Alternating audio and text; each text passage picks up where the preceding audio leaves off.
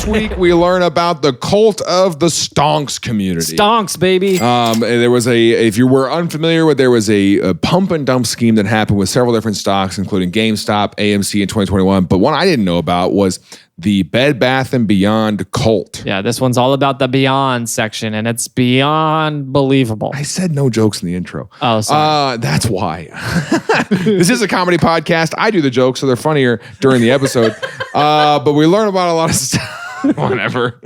No, but this is about a group on Reddit that has so fully fallen into delusion about the Bed Bath & Beyond stock that literally no longer exists, but they still think they're going to get rich. Still in it. So it's December. December 3rd. December 3rd is what today is. And that means I've got a couple shows that you can't come to. I do a lot of private Christmas parties. Yeah. So, but enjoy the time with your family. You know, this holiday Throw season. your own little private Christmas party. That's right. Watch the blind Jingle date all the way, or Just Friends. Or you can watch the blind date. That's free.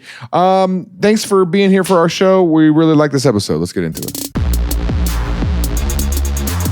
Hey, man. What's up? Have you ever heard of BBBY? BBBY? Yeah, see if you can guess what that stands for. BBBY. You want a hint? I can give you a hint. Sure. That's a really good hint. It started out as a super normal thing, but it turned into a cult, kind of.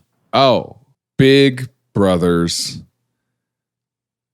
bullying you. Big Brothers, Big Sisters. What is it? BBBY is the ticker symbol for Bed Bath & Beyond. Oh. Okay.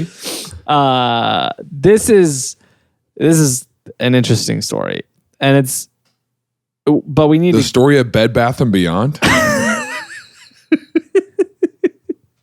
I promise you, this is an interesting story. I know it sounds like, how could Bed Bath & Beyond be interesting? Okay. But it's an interesting story. To start, how many Adam Sandler click jokes are we going to make in this? Honestly, I wasn't planning any. But if you want me to, I can start to think about it. Okay. Maybe one will come out later. Yeah, think about it. So, Bed Bath & Beyond started 50 years ago. How much do you think they paid? Do you think Bed Bath & Beyond paid to be in that movie, or do you think that Adam Sandler paid Bed Bath & Beyond? Yeah, surely they had to pay because it's a plot point. I was gonna say it's central to the plot. Yeah. It wouldn't, if it wasn't a plot point, I would think that maybe it was product placement, but because it's a plot point, I think they went and got rights to it. Okay, that's interesting. Go ahead. To use the name at least. Sure. Either that or they just paid the fee, the fine. All right. Which is what a license is, I guess. So Bed Bath & Beyond. To talk about Bed Bath & Beyond, we need to go before this story to the invention of the bed. I'm kidding. Okay. Before we're going to talk about a very specific time in Bed Bath & Beyond's history. We're very barely going to talk about Bed Bath & Beyond, but it's what this is called. Before we can talk about Bed Bath & Beyond, though, we have to talk about something that I know you're very well aware of, and that is GameStop. Oh, we're doing the pump and dump. Okay, Yeah. gotcha. Game stonks. Game stonks. So everybody knows this story by now. Meme stocks. Yeah, everybody knows this story by now. If you don't, in 2020, GameStop became a thing. GameStop always was a thing. It was a failing business. It was falling apart because of the internet era was making the GameStop model of physical copy video games less viable. That's all they sold. They sold video games, and the reputation was going downhill. They were not doing well. Yeah, because now I don't remember the last time I physically bought a video game. Yeah, you don't need to. Yeah. A lot of video game fans prefer having physical copies of the games, and especially lately, because a lot of those game marketplaces, two things have been happening. Subscription. Well, I guess, three things have been happening. So one, some of them have actually been going out. So like you could have bought all of these games on a specific marketplace that doesn't exist anymore, and now you don't have the game anymore. Two, there have been games where they've been taking games off marketplaces. So it's like you have the game, but then the game's gone and now you don't have the game anymore. Even though you paid for it. Even though you bought it. Yeah, it's a digital copy. Third, yeah, you're right. Subscription models are starting to make it to where you can't buy a game on that marketplace anymore. Well, you'll buy the game, but then you still have to keep up your monthly subscription to use the game. Yeah. So the It's like when Photoshop switched. You used to buy the software of Photoshop. You used to buy it for $600, and then you just had it. Yeah. Yeah. And then they actually made it so that those old versions don't work anymore, which is insane. Crazy. I mean, to be fair, if you had the old version, like all you really could do is shop cigarettes out of Disney's hands. It wasn't very powerful. Okay. So in 2020, GameStop wasn't a very viable business anymore. Sure. And they were struggling like just about every business in 2020 because of 2020. And being a brick and mortar store, they weren't getting a lot of business. Jeez. The amount of episodes we've got this gnat flying in our faces is wild. We can't get it. We can't kill this months. Gnat. We cannot get this gnat to die. So and there's only one of them. It's not like we have a lot. There's only one. There's literally only one gnat. I know you can't smell us, but I promise you we smell good. I don't promise that.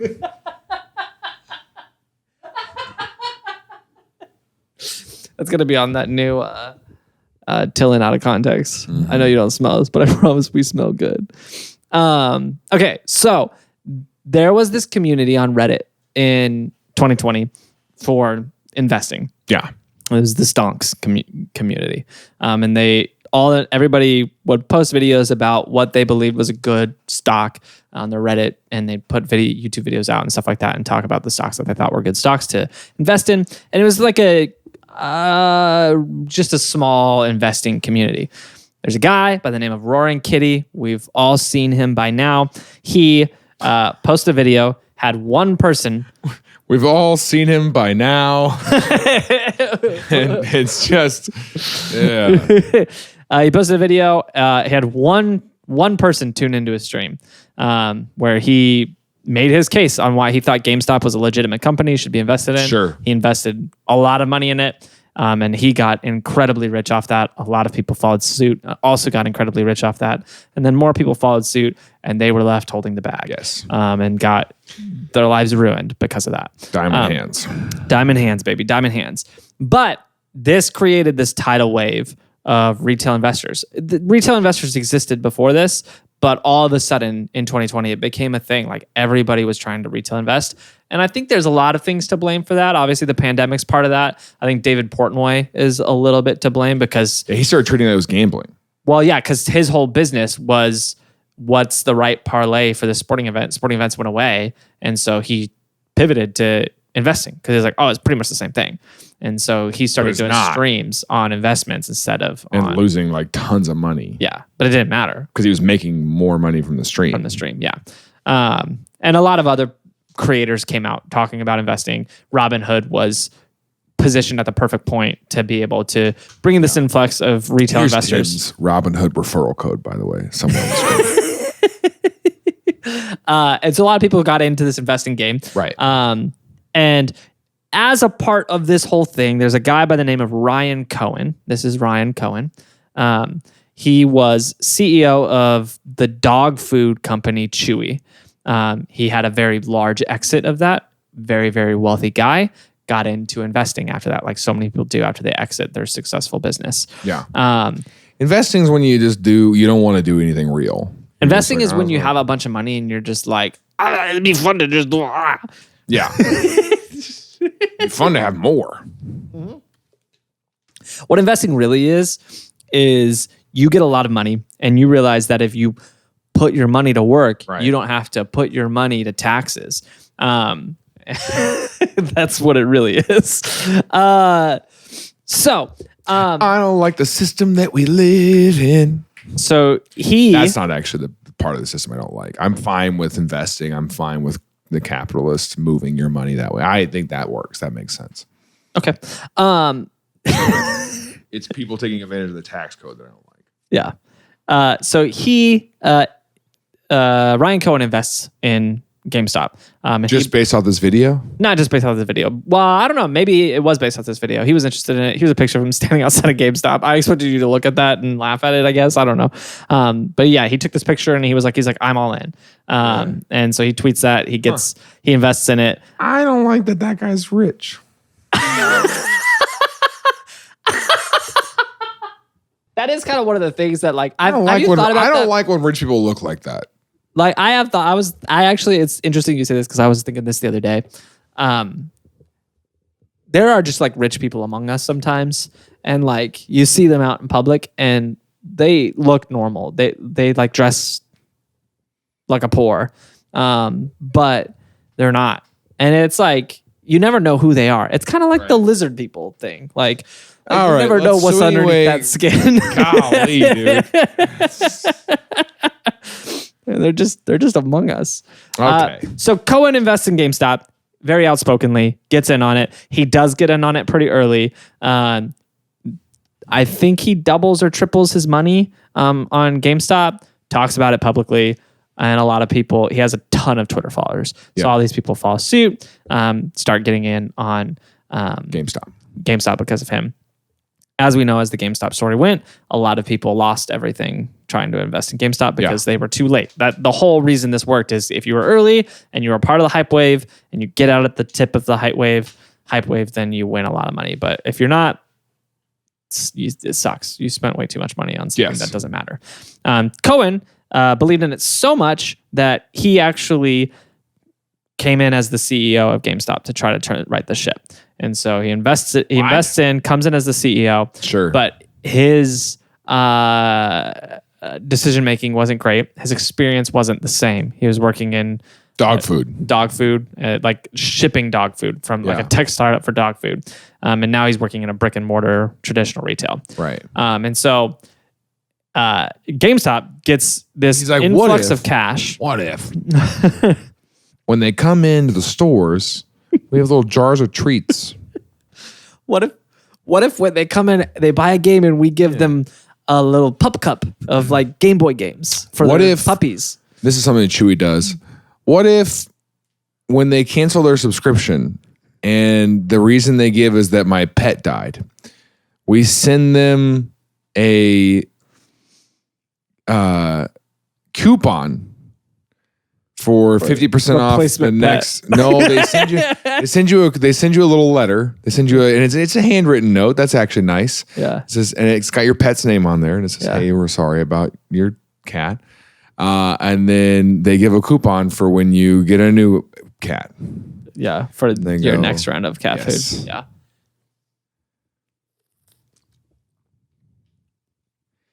I kind of like it. Sure. I but they don't update their email marketing. There was more to it. Is that we send a handwritten letter that apologizes for the death of your animal, and then we continue to send you emails about it's time to get Lenny vaccinated. We know your furry friend loves our treats. Lenny's expiration date is passed. And you're like, yeah, his vaccines are expired. Anyway. Yikes. Yeah, that's an oversight. Yeah, they should have removed us from the email list. Yeah, that is an oversight. Actually, they called us too. They called us and they were like, "Hey, you ready to place another order for that medication?" They called you? Yeah, they do like a phone call. They go, "Hey." That's like a Sweetwater move. I can't stand dude, Sweetwater. Holy crap, oh my dude. gosh. Alex feels this pain, dude. You buy one thing from Sweetwater. Sweetwater is a place where you can buy like music equipment, audio gear, all that kind of stuff. Yeah. You buy one thing from them and they will send you pictures of their kids graduating from prom, dude. Yeah. They will never lose contact with them. They'll send you a catalog every month. They'll say, and there's emails almost every day. Yeah. They'll send you stickers all the time. Yeah. What's crazy to me is they literally call you. Like I hate it when e-commerce sites call me. Oh my gosh. Yeah. You can literally burn every bridge between you and the Theranos, the Sweetwater headquarters, and they will still get to you. They're like that person that you get coffee with that one time because you feel bad you haven't really hung out with them all that much. You get coffee one time and then they send you memes every day after that. Because it's like, hey, buddy, we're not best friends. And they keep inviting you to hang out. And it's like, this is actually why we only hung out once every quarter is because you're kind of freaking weird, man. Yeah, they call you to tell you about this thing that they saw at the store today. They're like, hey, I saw this XLR cable. Just thought about you because you bought two of them like 3 months ago. 2014. Just wondering how those are doing. Are those still? Yeah, actually, I got fired. One of them died. Sorry, we'll take you off the email. Sorry about your XLR cable.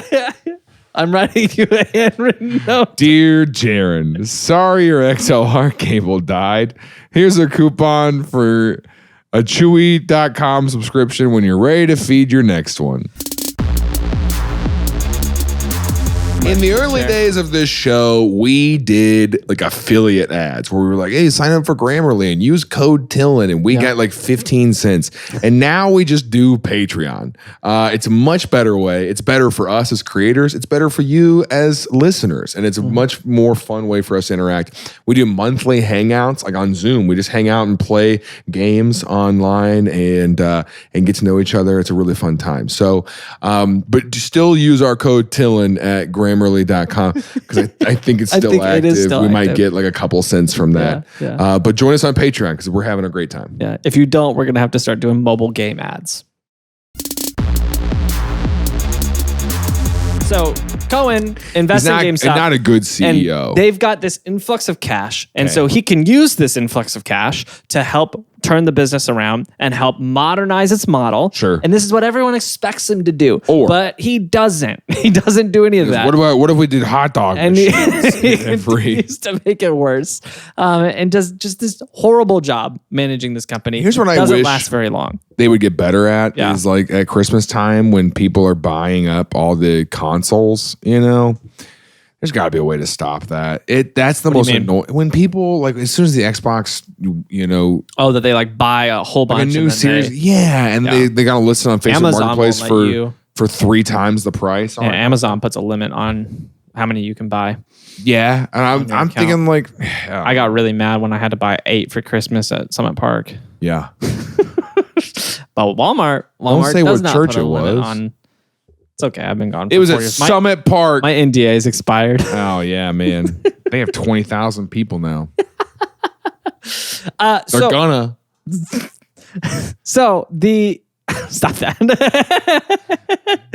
I never had an NDA with them. Neither did I. I was before they tried to book me for an event. We sent back the rates, and they offered literally 3% of the rate. Okay, so here's what I usually make. Yeah, but we're friends. We got coffee one time. And then you sent me memes. So Cohen gets ousted by the board. They kick him out because he's a bad CEO. What decisions was he making? So here's the thing. What everybody expected him to do was to modernize the company and help them figure out a way to do an online marketplace and start catching up with the times. Sure. He started kind of like doubling back on what GameStop was to try to get them to we'll buy your old games. More people in, and like attract more people to what they were. And so I think he also just didn't understand traditional retail. Right. And so he was trying to do things that you would do for like an online retail store and it just didn't translate. What GameStop could be is really getting into the esports kind of stuff.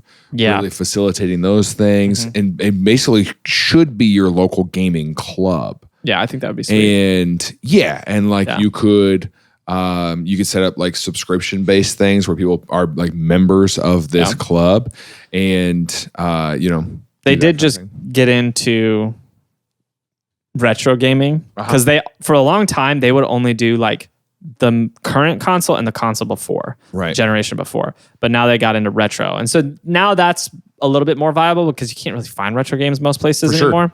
Look, arcades really do work. Yeah, they're sweet. Yeah, and so having a place you could go play. But yeah, he started trying to do NFTs with them. So like you could buy NFTs out of brick and mortar. Yeah, I think, but he had like a Reddit rotten brain.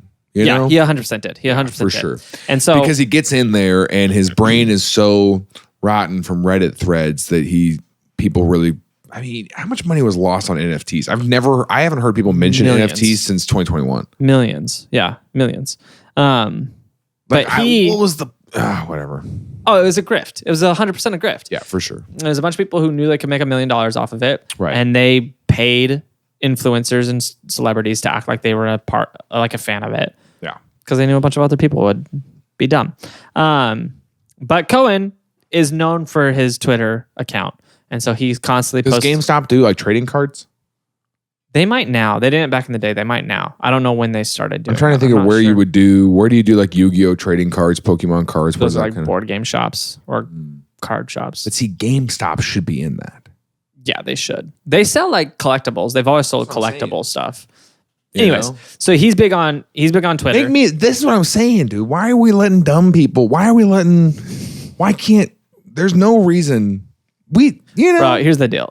You get into a CEO role, and by the end of day one, you're like, oh, this is what a job is like. Bro, I really This feels like a job. Yesterday we did a trade show. We did a trade show where we were there from like 8:30 to 4:30, about 5 o'clock. Yeah. Like a regular 9 to 5. That's the worst day of my life.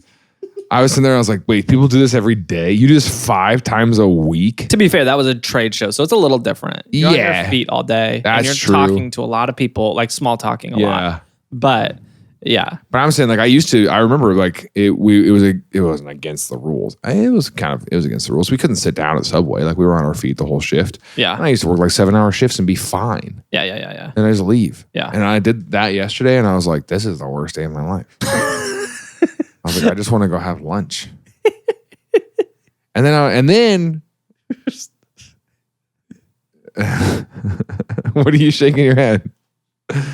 I'm not saying anything. All I'm saying is that I just don't think I could do a normal job. I work hard at what I do, but I like that I get to work really intensely for like 3 hours and then take a quick break and then work really intensely for another couple hours. But I also, this is another thing, I don't ever get to like go home like and just quit working. Yeah. Because I'm working at 8 p.m. I'll do another 2 hours of work at night. Yeah, your job doesn't really have a set schedule. Right. Yeah. I'm also going to be on a plane for a long time. And that's a different kind of suck. Yeah. Anyway. I'm just trying to be like, I'm very grateful for my life. I know that I have a privilege, but there's elements of it that are fun. Okay. So he's got a big Twitter following. Whatever, and his Twitter followers like follow what he says on Twitter. So here's an example of one of his tweets. He decided between 2 options for my GME shares: hold or hold. HODL. Which HODL, which is diamond hand. Yeah. That's Reddit brain speak. Yes. And HODL is an acronym. I don't think it is. Yes, it is. It's an acronym. It says hold on for dear life. Oh, okay. Which I didn't know that when I found this tweet. I was like, hold or hold spelled wrong. I thought it was hold spelled wrong just because they're like, we're dumb. This is so dumb to do this. Yeah. Which is also valid. So this is the kind of stuff he tweets. He also, he'll tweet like investing tweets and people will care a lot about that. But he also tweets stuff like this. Ew, lambs. I have a small wee. Yeah, so it says ew, lambs, ever I. It's backwards. This is the kind of stuff he tweets. So he's very like he gave a 9-year-old Twitter. Yeah. And they were like, when we put it backwards? what if like you look at this tweet through the rearview mirror? What if you like write it into a calculator and hold it upside down and put it on Twitter? Oh yeah. My wife's a 5th grade teacher and she says that like across the room she'll see the kids putting their she made the mistake. This was a rookie mistake on her part, she says. Is that she saw one of the kids flip his calculator upside down. Yeah. And she goes, do you want to share that with the class? And he's like, yeah. Yeah, 100%. Look what it says. She goes, no, never mind. Stop. You don't have to share that with the class. Oh, gosh. Yeah, so it's just childish, dumb stuff. Yeah. So this whole thing happens. Yeah. It explodes. Some people got super rich off of it. Some people didn't. I hate that I fully read it. I didn't even I read that thing backwards earnestly. And I went, I have a small weed. So this whole thing happens. But he's also the CEO, dude. And he's rich. I hate that. Yeah. You know what most of it is? People go, oh, he's just jealous. No. It's just bitterness that we allow this crap to happen. Yeah. Speaking of allowing crap to happen. Do I want it? Do I want that money? Absolutely. I'm jealous that he has financial security. Sure. All right. But I'm also extremely annoyed that people like that are in positions of power where it's just like, dude, whatever. All right, whatever. It gets me worked up. Yeah. So this whole thing, a lot of people got caught holding the bag. But there was a lot of people too who didn't invest in GameStop. They didn't get caught but they were jealous. They were like, oh, I missed the wave. Yeah. And so then after that, there was kind of this like these follow-up waves of different businesses that people were like, oh, could it be this one? Could it be this one? AMC was one that was really quick. It happened almost immediately after GameStop. got pumped and dumped. Yeah. And then another one was Bed Bath & Beyond. I didn't know that. Yeah. Bed Bath & Beyond, if you don't know, was in financial trouble a few years ago, like many other companies. Starting in 2020. For good reason, though, dude. Yeah. So many of these stores, when you went inside, you're like, this is sad. Well, in Bed Bath & Beyond was an interesting case because they were expanding. Bed Bath & Beyond was kind of like the story of a lot of big box retail stores where they kind of they drink their own Kool-Aid. Like Bed Bath & Beyond, I think, believed they were the biggest in the space. And so they took on a lot of debt to open up more stores, stock the shelves on those stores, but they overextended themselves. Yes. And then all of a sudden they did not recognize that, oh, we're going into all these new markets where we're not the leader in that market. We're opening a new store, stocking the shelves, and we're getting beaten out by competitors in that market. It's the same thing that happened to Circuit City. Circuit City thought they were the biggest one in every market. They expanded, they overexpanded, stocked the shelves, went to the markets where Best Buy was the best, and then they couldn't move their stock, and it ended up putting them in financial ruin. So I think Bed Bath & Beyond was in a similar situation, but they also were in the issue of they were in the internet era and they didn't become an internet era company. Right. So I think there was a handful of things. And then the pandemic, I think it's very interesting to me how Target and Walmart have navigated that. Well, they have the online stores. They diversified into online. But I think they also like. I think Target and Walmart had. I think Target and Walmart have different strategies. Yeah. But I'm saying like the fact that I know what Target's threshold brand is. Yeah. You know, for their home products is like it's interesting to me. Yeah, that is interesting. They branded it off the experience. Target is like it's a good experience. You get your Starbucks, you go around the store, you find the nice stuff. Right. Walmart, you get in fights with children. Yeah. Walmart was really focused on trying to get the deal, but you can get everything there. Yeah. You know? I think more than anything, I think Target and Walmart they had a strong foundation. Oh, for sure. And I think they had a much, much longer runway. Yeah.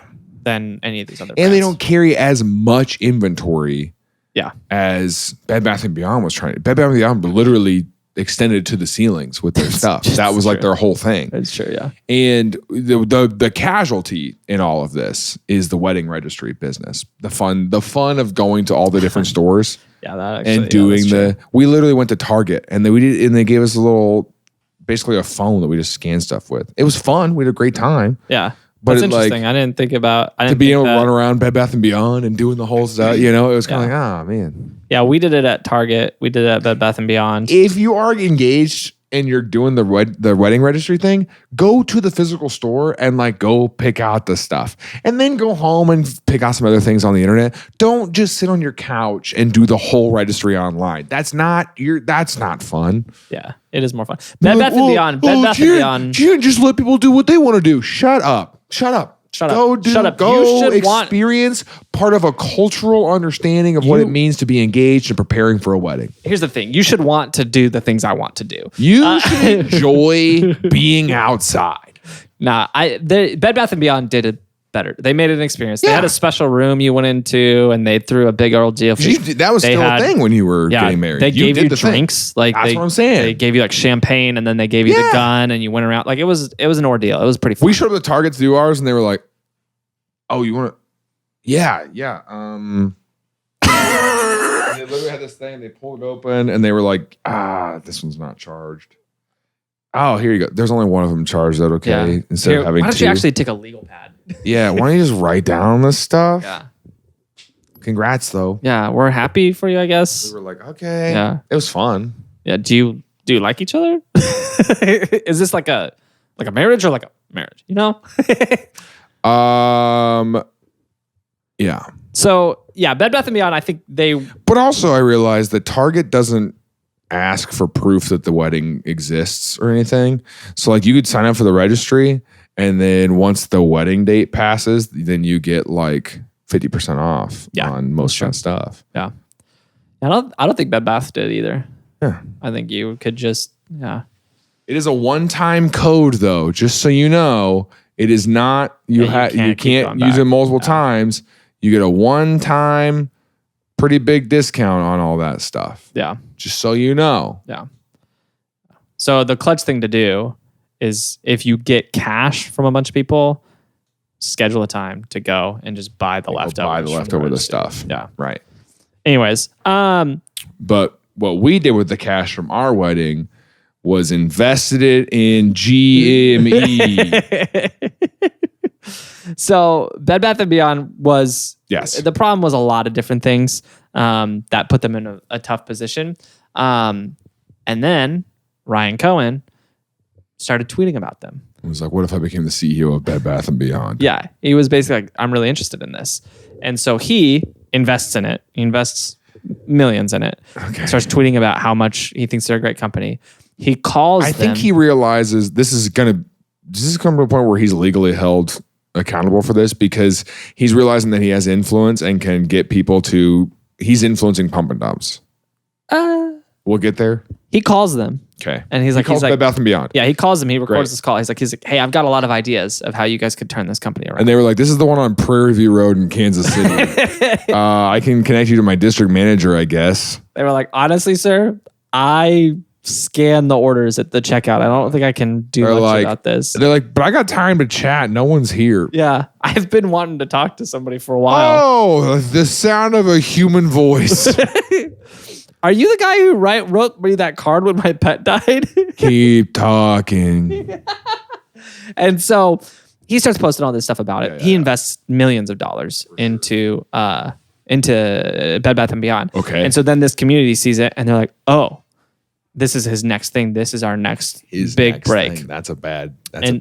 Yeah. So they all start to invest in it. Right. And then this community starts on Reddit. Because the way that shares work, if there's 10 shares, there's not, but if there's 10 and you buy 3 of them and then you get other people to buy, full, like 1, 2, then you get 6 other people to buy 1 share each. Yeah. Now, you're getting more and more people interested. You can sell your 3 shares for way more than you bought them for. Yes. And then when the share value plummets, you've already sold out. You've made your money. Someone else you bought your 3 shares for $1 each. Someone else bought them for $10 each. So you made $27 on that sale. Yes. You had to keep your $27. They're now $30 in. And then, because each share is worth $10, but then when it goes down to being worth $2, yes, then they are stuck with a hefty loss. Yes. Yeah. And you don't feel bad about that somehow? You're rolling in your $27. You feel fine. I mean, I think you don't understand. You either don't understand the full thing. You don't understand. He understands.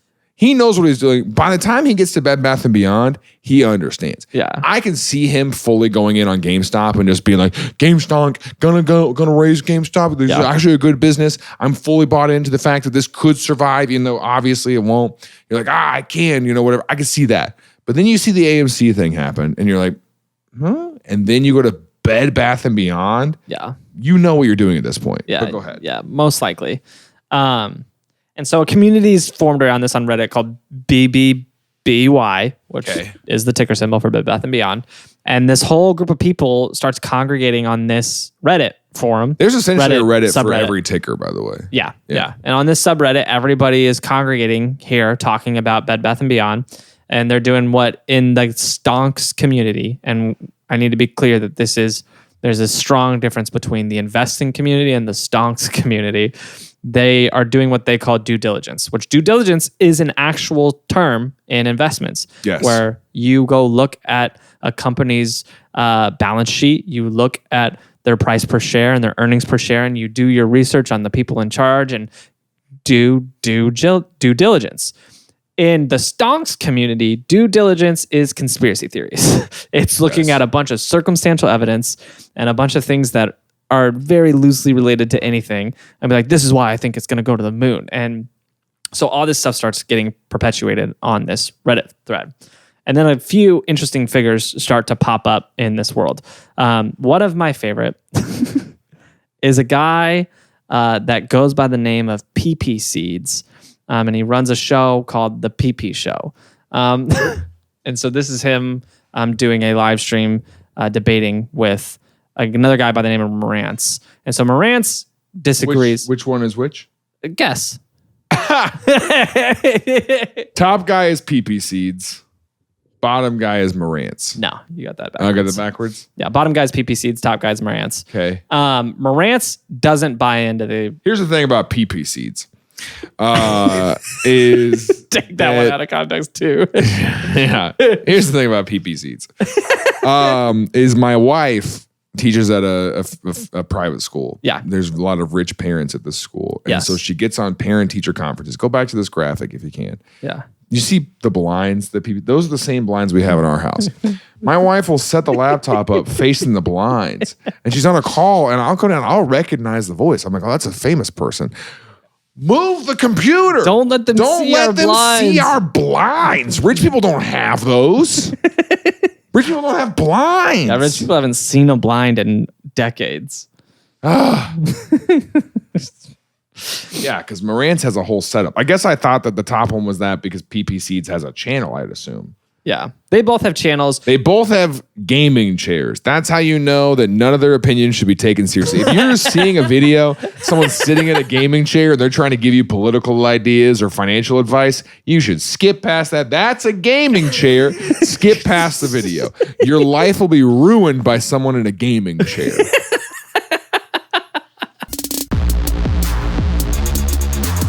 Hey, thanks for checking out this episode. If you like it, there is some great news for you. We have a mailing list. In that mailing list, we give updates on past episodes. So things in the news, things that happen for episodes. We've got over 200 episodes we've done. And every week, things are changing. New updates are coming out. And we're keeping you up to date on what's happening in the happenings of Tillin Topics. So if you want to keep learning stuff, even beyond the content of the episodes, that's a great place to do it. Also, we give updates on things that's happening in the Tillinverse.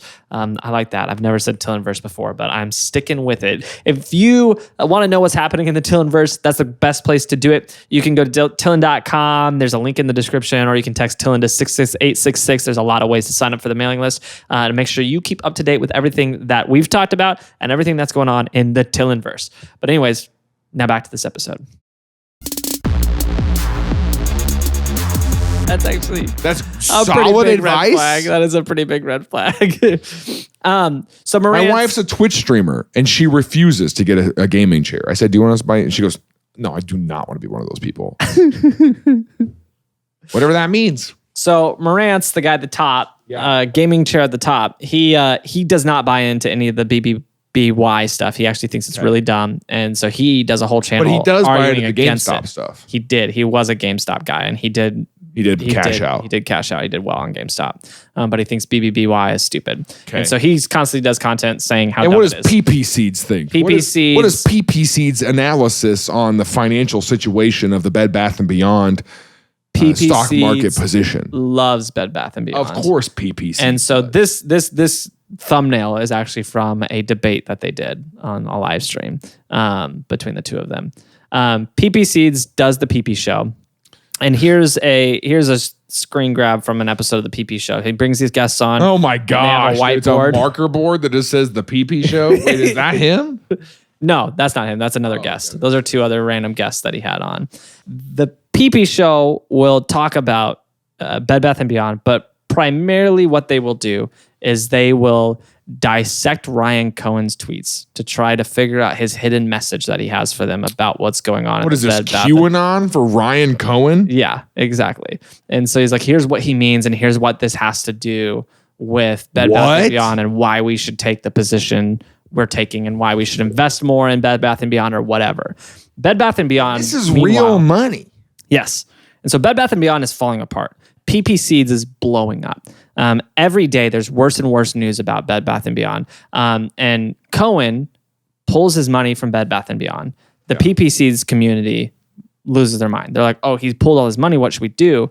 And they look at all of his tweets. They look at the action of him pulling his money. He wants us to buy more. That's pretty much exactly what they conclude. They say he's trying to tell us to hold. He's doing this to tell us, hey, I'm doing something really big. This is the message I'm trying to show you. But if no one will buy your shares, at a certain point, that's what the whole thing is you can't sell them because no one will buy them. Yeah. Yeah. So what I should say. If you're able to sell that share, that means somebody bought it for that price. Yeah. At the height of Bed Bath & Beyond in like the early 2000s or something like that, 2010s. I don't know what the height was for them, but I do know that they peaked at $77 a share. In 2020, when this community started to form, they were at $3 a share. So a lot of people started buying into this, and a lot of people were investing large sums of money, their life savings. So a lot of people were taking out loans to invest in this because they were like, oh, it'll be worth it. I'll be able to pay it off. So dumb. Because they believed that Cohen was sending them messages to invest in through his Twitter posts. Through his cryptic Twitter posts. Which again was immature sentences backwards. Yes. And then somebody discovers that Cohen had registered for a trademark after selling all of his shares in Bed Bath & Beyond. And he trademarked the word Teddy. And so then the theory became, he is taking that money out to then go buy Bed Bath & Beyond and take them over and rebrand it as Teddy. And then it's going to be the new Bed Bath & Beyond is going to be Teddy. What Teddy ended up being a few months later was he was working on a children's book. And he published this children's book called Teddy. Words Can Never Hurt You. And he starts putting out a series of these children's books. Imagine dumping your life savings. Okay. It gets worse. Right. So they start reading his children's book on stream for messages, PP shows, and they start dissecting it, and they're looking at it, and there's literally And at a certain point, does Ryan know this is happening? He's never acknowledged it. If I found out that there was some weird group on Reddit dissecting our podcast in this way, that was like, here's the secret messages. Here's what they actually mean. Here's what they want us to do. I would put a stop to that. Yeah. You'd be like, hey, guys. I'd be like, guys, I really don't mean anything. And they're like... that's what he... See, I told you he would say this. I told you he was going to say this. He's 2 steps ahead of him. And so on stream, they're looking at this, and there's literally a 3-hour stream where they're analyzing the colors of How many viewers? So I don't know where it was at the height, but I can say now PP Seeds has 19,000 subscribers. And so it's a fairly large community of people that are involved in this. And the Reddit for this community, I wish I knew how to use, has 70,000 members. So it's a large group. That's what I'm saying. He's doing a 3-hour live stream. I want to know how many people are tuned in. Yeah. And so they're going through and they're looking at the color of the socks on every page of his children's book and saying, okay, and then they're listing them all out and they're doing an analysis of the colors and they're saying, okay, based on these colors, we can draw conclusions about what's going to happen next with Bed Bath & Beyond.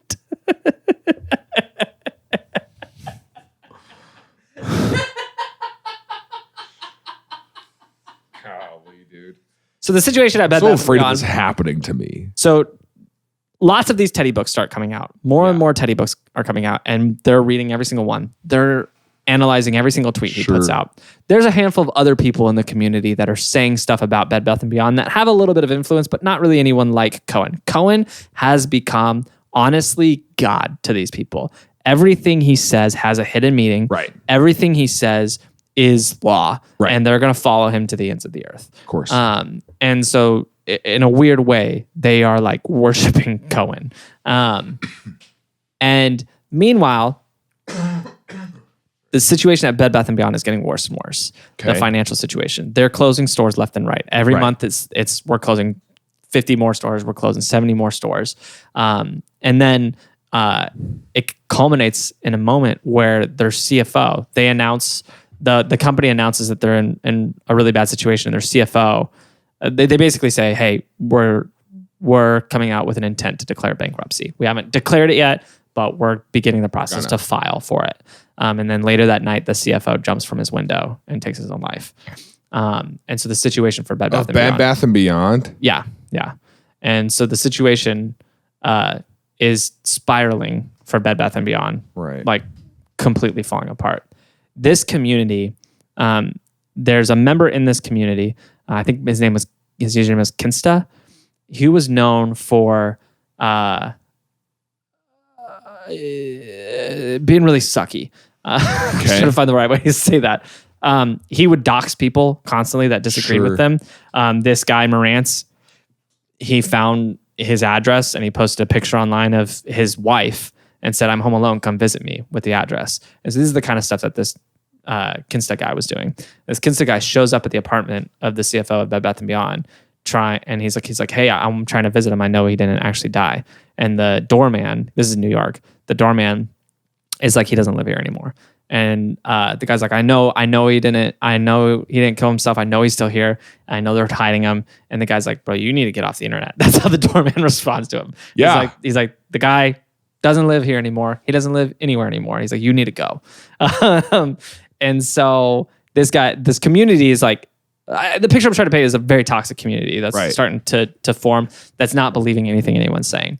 And the situation at Bed Bath & Beyond is getting worse and worse and worse. They're declaring bankruptcy. It looks like it's going to fall apart. Right. So what the PP Seeds stream is now starting to advertise is that, okay, hey, what's going to happen is it's going to go bankrupt. We're going to get their assets. We're going to all have the shares, and our shares are going to turn into Teddy shares. And we're going to find out, oh, hey, we do own this company that Cohen, we're in at the ground level at Cohen's company. That's what's going to happen. And so they all believe, because they don't understand what happens when a company goes out of business, that, oh, hey, the shares are still going to be in my account. And so in April of 2023, Bed Bath & Beyond officially declares bankruptcy, and they go through all the paperwork throughout the summer. In September, it finally goes through on all the stock market exchanges, and those shares just disappear from everyone's account, because that's what happens when you own a company that doesn't exist anymore. And everybody freaks out. They're like, "Oh, all my shares are gone. I didn't know my shares were going to go away. What happened to all my shares?" And these people had their life savings, loan money invested in it, and it just disappeared. And PP Seeds continues on his stream, and the whole Reddit community continues to look at tweets from Cohen, to look at this Teddy book, and try to rationalize how this is going to turn around. And they end up doing it. They end up putting together this whole theory that, oh, what's going to happen is Teddy's going to launch, and we're just going to have these shares in our account when it launches. And like, they still to this day believe, I don't know if you can see, I'm physically stressed right now, that this somehow is all going to come together for them. What is perhaps the wildest part of this story? Well, I don't know if I would say the wildest part. The dirtiest part of this story, the grossest part of this story, obviously it does seem like Cohen pump and dumped this stock. Right. Because he made these tweets, he went in and he got in and out, and he doubled his money on Bed Bath & Beyond. Right. I think he invested $35 million. He came out with 60. And so he made a lot of money off of it. But PP Seeds and a handful of other creators in this space that are not going to be held accountable for that. Well, they all operate Twitch streams, and they do the donations, and they all have Patreons. And so they're all having people support them. So not only are these people investing their money in a stock that's worthless, but they're also investing their money to be on a Patreon and to gift Twitch streamers. And their time. Yeah, to give information about stuff that's useless. And so I did see a Reddit. Still to this day, he's going? Still to this day. There's a Reddit community called GME Meltdown, and it's just a bunch of people essentially making fun of everyone who got into all this stuff. Yeah. And there's a post that I found that is pretty accurate. And so this guy says, okay, some quick math here. PPC show has 40. This was 7 months ago. He said PPP Seeds show has 41 episodes. And then there's a comment that says, hey, 41 episodes is just as public. He constantly deletes episodes when there's information that contradicts what's in them. And so 41 is just what's currently public. And so he says there's hundreds more that have since been deleted. They're on average 3 hours per episode. There's 123 total hours. Typically, there's 4 adults on the episode. He said there's 492 human hours. And he says the average cost to mow a lawn in the U.S. is $30 the average time on lawn mowing is 30 minutes. And he says 984 lawns could have been mowed at an average of $100 each. He said they could have made $98,000 just mowing lawns. He said double it for show prep. That's $196,000. He said they have a $196,000 opportunity on their hands if they would have just mowed lawns instead of doing this garbage. Which is hilarious to me. But I want that person to do the math on our show. Yeah. How much? Somebody, Daniel will do what's it. The Daniel, if we just mowed yards instead of doing this for 7 years. So, but here's the thing: PP probably is making a lot more money. PP is probably making a lot more money off of Patreon and off of stream gifts. And off of, they do like these telethons where this. Do you think that he's actually got money in this though, and he's lost it too, or you think he's just? I kind of think he doesn't have a dollar. This is where I joke about like if I became a grifter who like did this stuff, but then I just have a conscience. Yeah, I don't know if he has a dollar. It's either he's just as delusional as everyone else, or he doesn't have a dollar in and he's just grifting. But he does this screenshot is actually from like one of these telethon type events where they're saying like, hey, 1 more hour. That guy on the right in this, his name's actually Bill Pulte. He's another name in this community. This is Bill Pulte. Okay. Both of these guys are Bill Pulte. That's Bill Pulte Jr. and Sr. Senior started a real estate company that's incredibly successful. Right. They are the legacy that Bill Pulte Jr. is coming into is a 8 or 9 figure legacy. It's a very, very wealthy situation. Bill has gotten into philanthropy now that he's an adult, has gotten into some politics stuff and into grifting on the internet. And he came on this stream. And the stream was a donation stream. You're donating to PP Seeds to keep the show running. And the prize for the donation was getting to meet Bill Pulte. Oh, wow. And so... Oh, shoot. So what he was saying... I want more. And so it was a very... I get to meet Bill Pulte? It was a very... Oh, Junior? I hate that guy. Never mind. It was a very cringy stream because he was like, just $50. He's like, if you do it in the next 10 minutes, you get to meet me. All you got to do is $50 the next 10 minutes, like that type of thing over and over again. And he said, you know what? The 15 minutes is up. He's like, I'm going to give you 20 more minutes, but you got to do $500. $500 the next 20 minutes, you can meet me. And like they raised, I think it was like $7,000 or $8,000 on that stream alone, just from doing this thing. And then after that, Bill became a mainstay on the show and became one of the people that was like in this conspiracy circle. And this all culminated for an event shortly after all their stocks went away, when the stock disappeared. They had a special live stream where they were making a special announcement. PP Seeds was going to make a special announcement. They said, hey, new information has come to light. We're making a special announcement, special stream, tune in live. Don't miss this. Advertised it, big event. The stream starts. And it's like outdoors. It's a different setting than normal. And it's just a shot outdoors. There's like a live audience. But the live audience isn't mic'd. That is important.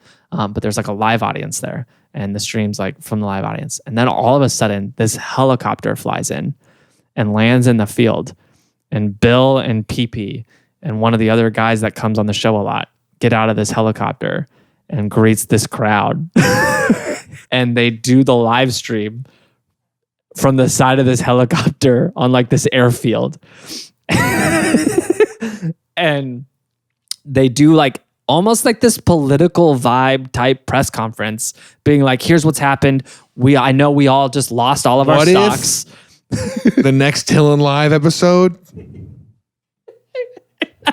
we show up in a helicopter? Just land the helicopter there. That is crazy. So they land the helicopter. That is insane to bring people who have lost their entire life savings. Yeah. And then to... Well, that's the thing. Good evening. Welcome.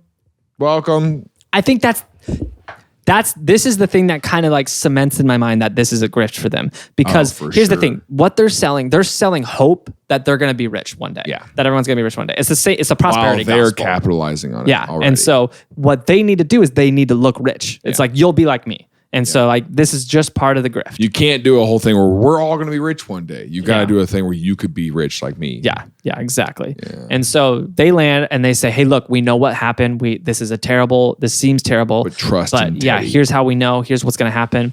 And then at the end of this whole event, they did this big old thing about how Teddy's still going to happen. Cohen's on our side. Here's how we know it. Everything's okay. Don't freak out. Donate more to PP Seeds. Also, Bill Pulte has something he wants to say. Bill takes the podium and Bill says, guys, I'm very excited to announce this. His dad passed away years ago. He said, I'm very excited to announce this. He said, my dad's company has been a privately owned company for decades. And he said, but I want to open this up to investors, one night only, to investors to come invest in my father's company. He says, so tonight only, I'm selling shares for Pulte Realty. You can get in on the ground floor, get in today, make your investment. I think he priced it at like $500 a share. You can come in, buy your shares in Pulte Realty. This is a once-in-a-lifetime opportunity. Only the people who are here tonight and are watching with the stream live have this opportunity to get in and invest today and be a part of what's happening here. And just got a bunch of people to invest in this real estate company that he inherited, that since he's inherited is not doing well because he doesn't really know what he's doing in the real estate world. Very sketchy. Very, very sketchy. And a bunch of people do it. A bunch of people are like, oh yeah, I just lost everything listening to these people. Let me give you $500. Let me give you a bunch of money so that way I can be invested in on the ground floor on your real estate company.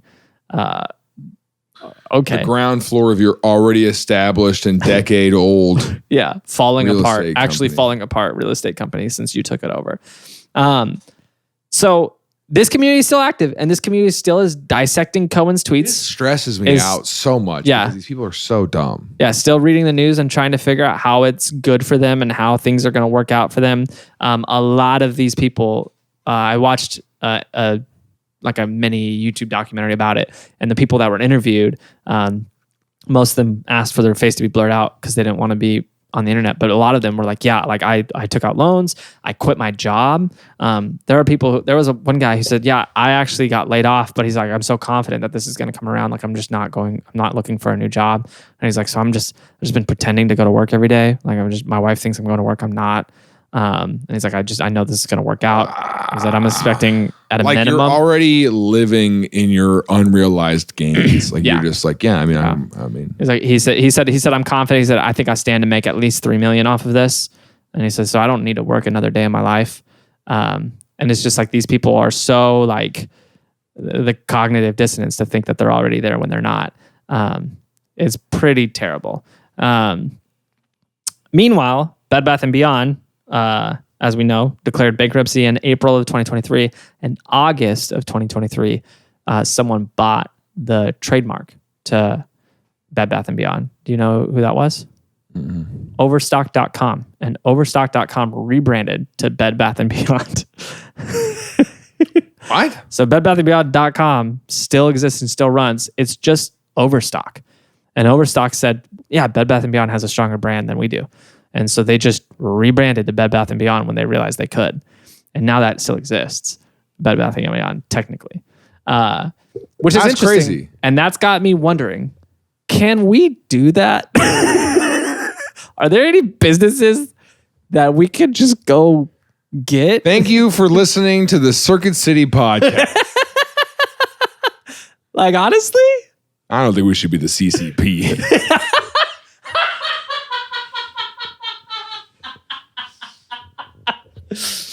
Yeah, I don't know how many. Blockbuster? Toys R Us? Toys R Us is back. Bummer. I know. That makes me sad. Yeah. But on that note, if you want to buy a share of Tillin, you can support us on Patreon. That support will buy us a helicopter. Yeah. Wow. Fiddle Off, huh? Yeah, that's brutal.